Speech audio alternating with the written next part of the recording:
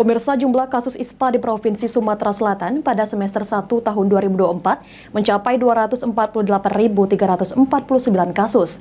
Kota Palembang menjadi penyumbang ISPA terbanyak dengan 85.336 kasus.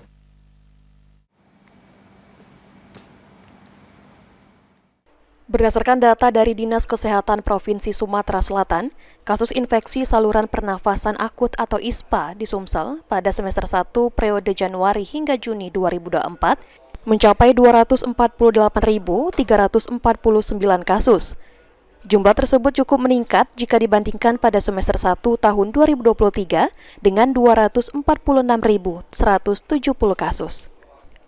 Kota Palembang menjadi penyumbang ISPA terbanyak dengan jumlah 85.336 kasus, lantaran Kota Palembang memiliki jumlah penduduk terbanyak di Sumatera Selatan.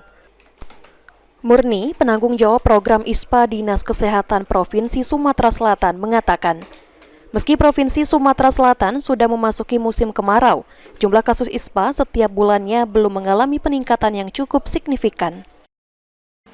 Untuk Provinsi Sumatera Selatan, kami menerima laporan dari kabupaten kota, laporan ISPA per bulannya per bulan Juli. Untuk saat ini belum ada peningkatan yang signifikan terkait dengan memasuki musim kemarau. Belum meningkat ini apa Bu penyebab faktornya? Karena kita ketahui bersama bahwa banyak faktor yang menyebabkan terjadinya ISPA.